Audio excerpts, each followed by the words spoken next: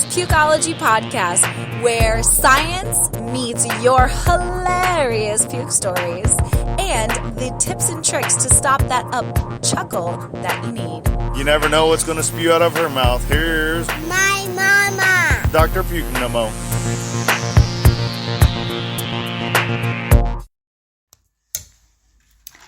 Listen to your heart. I mean, your baby's heartbeat, of course.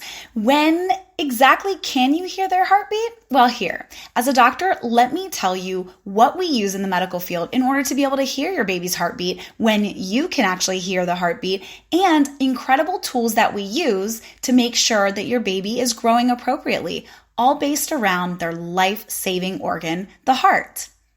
So let's get all these answers to more pregnancy questions that you might have today in Pregnancy Pukeology Podcast, episode 73, When Can You Hear the Baby's Heart Rate? Do you want no more morning sickness, pregnancy nausea, or how about no more headaches or migraines? Visit our sponsor, nomonausea.com, the only natural way to instantly stop your worst nausea, vomiting, or headaches now, and get 25% off with the code PUKE25. That's PUKE25. Or just place your No More Nausea band on your baby registry for your delivery room bag at Bye Bye Baby, or get it shipped for free in just 2 days on Amazon as a Prime vendor, where you can also find incredible ones for your little kids too, like No More Nausea Kids or No More Sleepless Nights Kids. Here's a little secret, moms. It works with moms on small wrists too. So go pick them up from your local Walmart store. Do you want to hear some pregnancy humor that may just make you want to pee your pants? Like you don't have to pee all the time, with hilarious stories like Lifetime Movie, Weeping Willow, or Triage Gift. If you want to learn more about your pregnancy, humor and knowledge is the key to help you survive these 9 months. And just know we're in this together. Today, you will learn the science behind how do you know that you can hear your baby's heartbeat? What gestational age does the baby's heart start to work in utero? And normal fetal heart rate charts telling you exactly what's considered normal and what's not. All because of the fact that I, as your favorite pregnancy doctor, will drop the beat on your baby's heart rate in today, episode 73, When Can You Hear the Baby's Heartbeat? Let's get into it now. The science of puke, pukeology. So when can you hear the baby's heartbeat?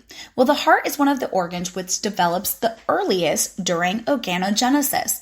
And organogenesis is actually the process of creating or making an organ, hence the two terms, organo and then genesis, which we all get from the creation of, or the creation of the Bible story, as you guys may have already read. So organogenesis usually tends to have organs that are formed usually between 8 and 12 weeks gestational age.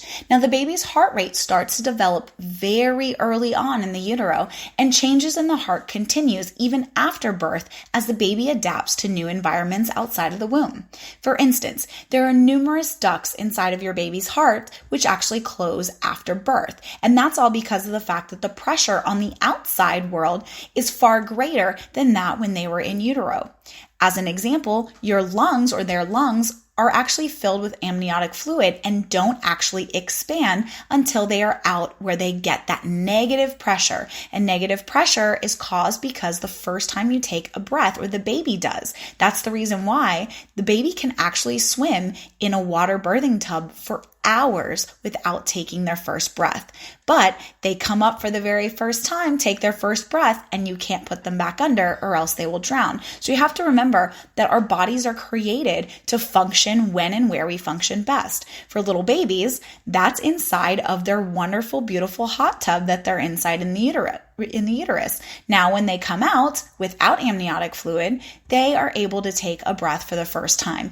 And that is that feeling when you hear the cry for the first time. It's not that we want or that we're trying to hurt them. It's that we want to make sure that their lungs are functioning appropriately. And because of that negative pressure, which now they feel a difference in pressure gradient between the heart and the lungs, it slaps those vents, is what we're going to call it, almost like an AC unit, and it stops them from moving the actual blood flow from the wrong side of the heart. So we all know that the heart traverses and we go right to left. But sometimes those little holes can actually cause a baby's heart, the actual blood, to go from left to right. So what do you think that's going to cause? Yes, a decrease in the amount of oxygen that's carried, and those babies are also better known as TET babies or tetralogy of Fallot, but we're going to get more into that in a little bit.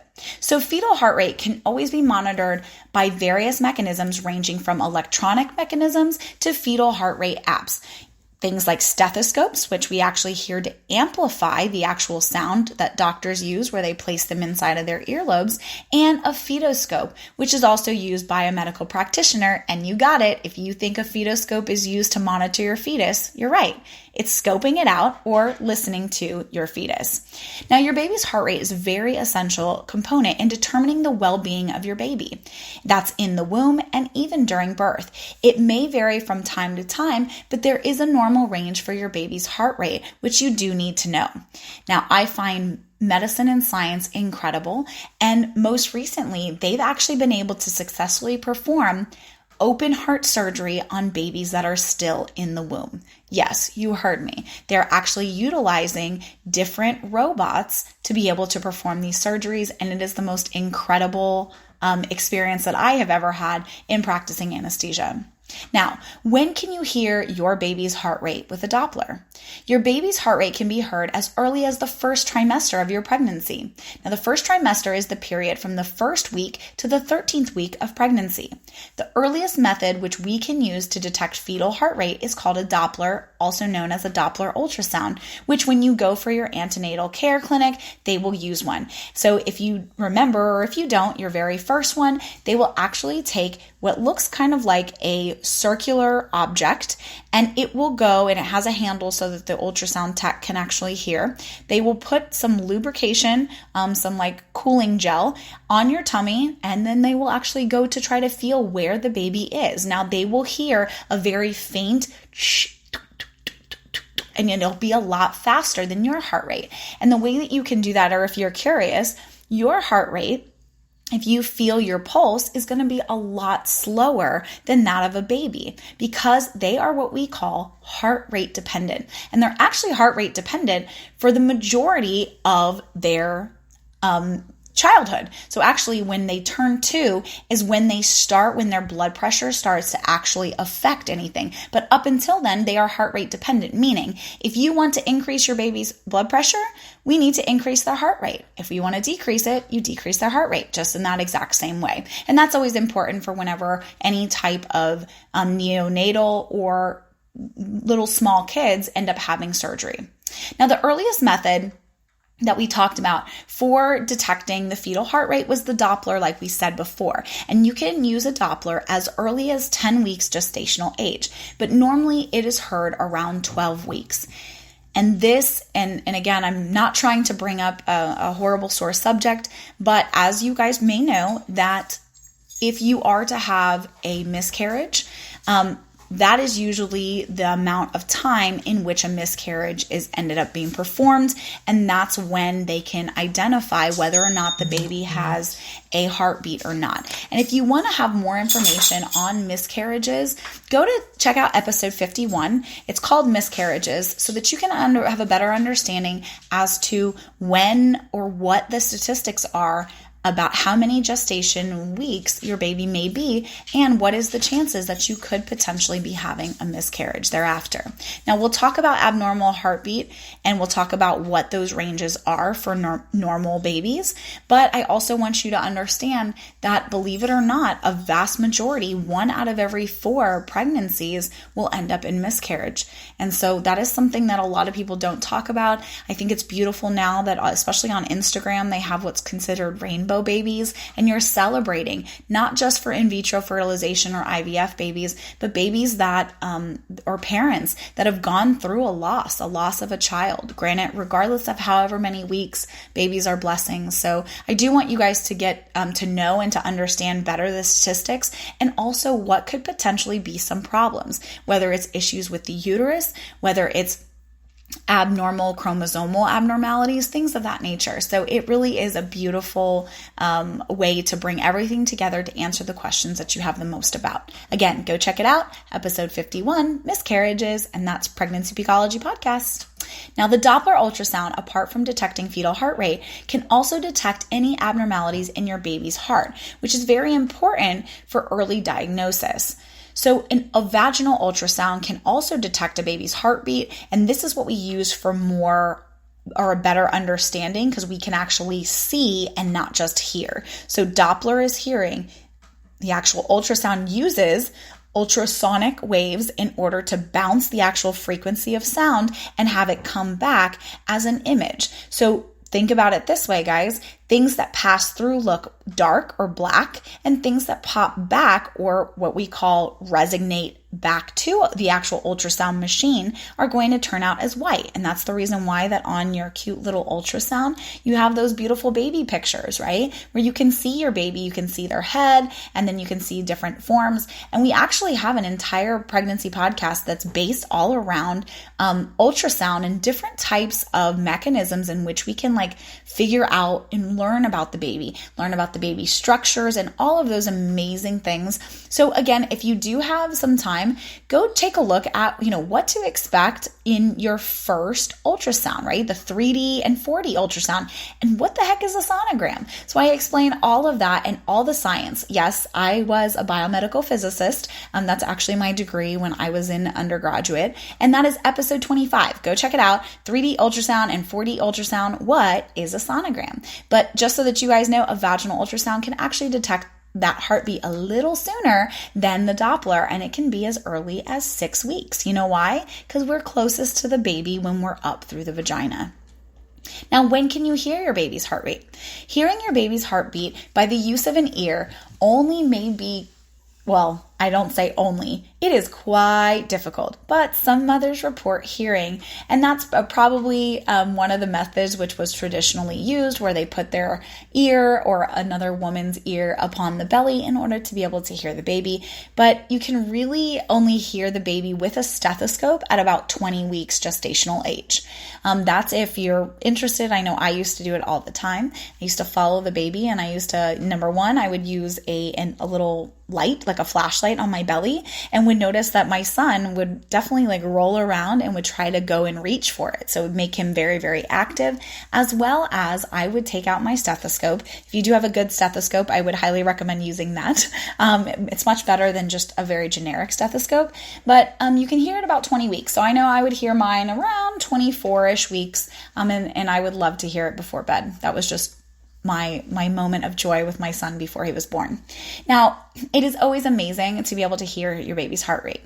And for some mothers, it may be difficult to differentiate your baby's heartbeat and a bowel movement. So yes, a lot of time, the baby's heartbeat or that bubble, it could be your gas. It could also be a baby's bowel movement. And this comes with lots and lots of practice. So you may request your doctor that say, hey, listen, can I listen to my baby?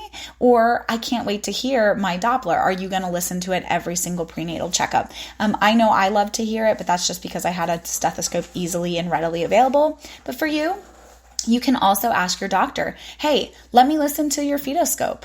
Let's do that. So what a fetoscope is an electronic fetal heart rate monitoring device, which are available and can actually be used even at home. So if you're not, or if you don't feel comfortable that you can hear your baby's heart rate, you may want to ask your doctor to see if this is the correct action.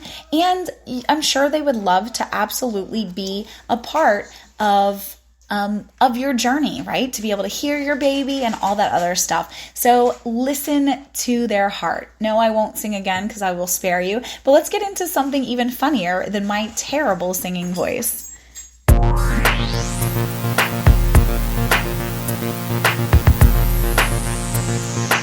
Throwing up on a Tuesday?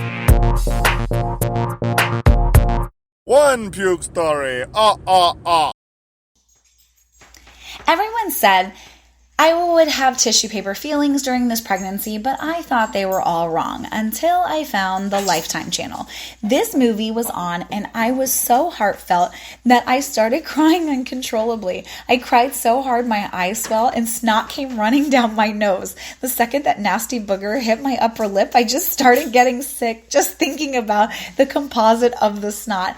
And then, out of nowhere, I was puking with nothing to catch it. When my husband got home from work, he wondered what smell smelled so bad. And I had to ask him to clean it because every time I started or tried to clean it, I started puking again from the smell. My husband banned Lifetime movies during all of my pregnancy. Thanks, Lizbeth, for your hilarious puke story. Now, have you ever laughed so hard you cried, and then you cried so hard other things happened? That's what happened to me. My child was running outside, and all of a sudden, with the screen door shut, comes running at us because he found his first ever lightning bug on our vacation up north. I thought he would stop, but instead he didn't, so he ran face first into the screen and flew backwards. A normal mom's response would be to check on her child, but instead I was laughing so uncontrollably I started hysterically crying. Of course, because I was laughing and I have no bladder, I started peeing with every snort, and feeling the pee run down my leg caused an immediate run to the bathroom that I started dry heaving with, quickly turning into puke. Great news is my baby boy was not hurt in the story, but I ruined my favorite pregnancy dress with vomit. Thanks, Willow Bark 3, for that story. I guess I'm part of Bad Moms Club too, because I was totally laughing at the thought of a little boy just smacking right into the screen door. Does that make me a bad mom? I hope not. All right, let's get into pregnancy story number 3. Now, I've always been an anxious person, and during my pregnancy, it got worse. When I tell the doctor that I felt like my heart was skipping a beat, they ran a bunch of tests, and lo and behold, I have what they call mitral valve prolapse. Usually it's fine, but I felt so crappy when I went into triage so they could look at the baby. Once they cleared me to go home, I stood straight up really fast, which means my blood pressure fell to the floor and I started vomiting uncontrollably. They asked, "Why did you stand up so quickly?" "That's your body's vasovagal body response." And I answered, "I was hungry." And then I started crying, saying, "Now I'm even more hungry because I threw up all my food."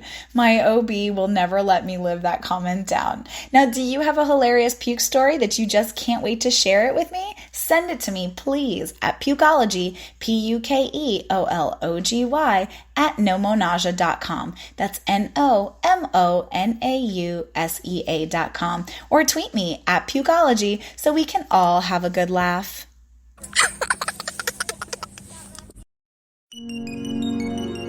Tips and tricks to stop the up-chuckle that you need.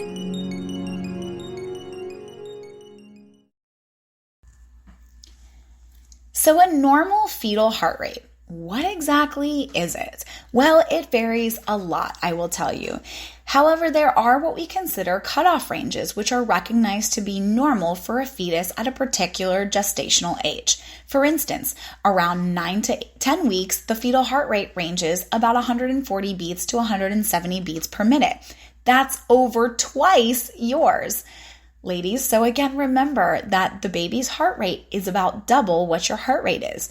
So that's the reason why I said whenever you go and you're listening to the Doppler of the baby, put your hand on your pulse, which is located basically right there on the wrist, and you will be able to hear it. It's what's closest to your thumb, and that's where you're going to be able to hear it. It's your radial pulse, also known as right next to the radius, like the bone. And again, you can listen to or feel your own heart rate to make sure that the doctor is picking up that's picking up the baby's and not yours. Now, the recognized normal range for a fetal heart rate is 110 to 160 beats per minute, and that's after the first trimester. So let's go through them. If you guys want to take out your pen and paper, do it, or else just go visit our blog. So again, that's nomonausea.com/blogs/health and wellness, and you'll be able to find this incredible blog on normal fetal heart rate with an awesome graph of gestational age versus beat per minute. And BPM, no, that's not like a new techno station. That stands for beats per minute.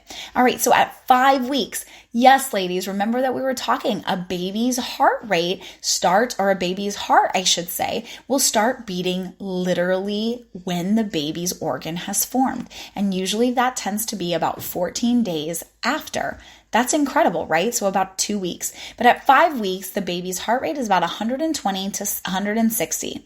Now at 6 weeks, the range goes up from 120 to 180.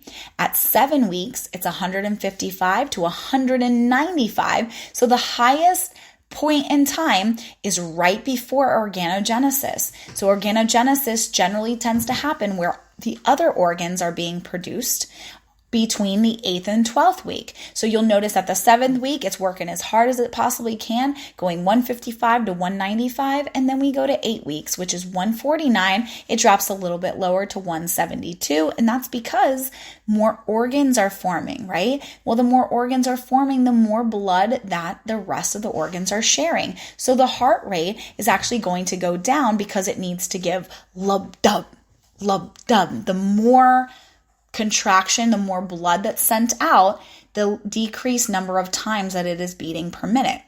Because remember, that's always what it's at war or between, how fast your heart rate is and how much blood that you can actually pump.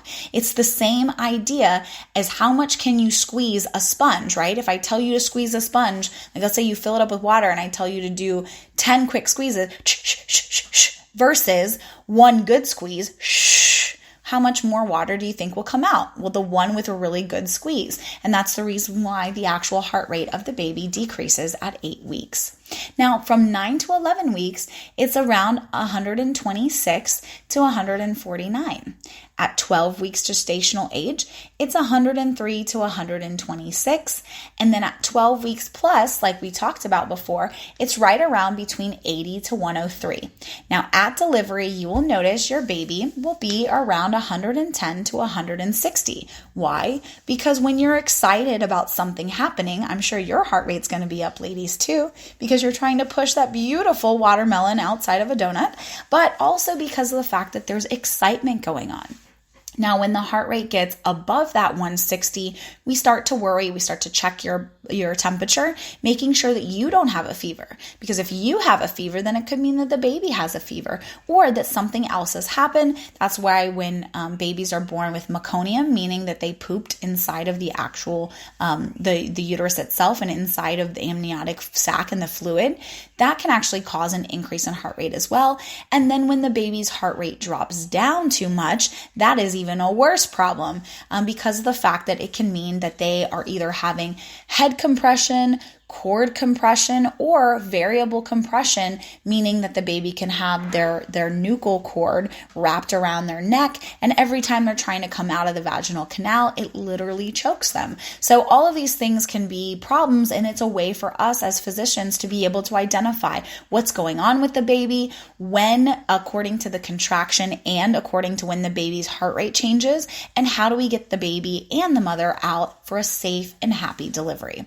Now, abnormal fetal heart rates. So you should start to worry about your heart rate for your baby when they're not within that range. And again, that's where a physician, a nurse practitioner, a family practice doctor, whoever is watching out after you during your pregnancy will continuously do a Doppler and make sure the baby's heart rate is within those ranges. Now, baby's heart rate is very essential for monitoring your baby in utero. And this is also what we include with fetal movements. So when your doctor notices no fetal heart rate, it might be a bad sign. So again, if you are curious as to how to get your baby to move, like if you haven't felt any movement of your baby, you might start to worry. So try those things that I was talking about, shining a light on your belly, eating something that's nice and sweet, all of those things. But if you really are curious, I just did this episode actually last week. So it's kind of nice and fresh in my mind. It's episode 72, how to get the baby to move. And so these are just different natural ways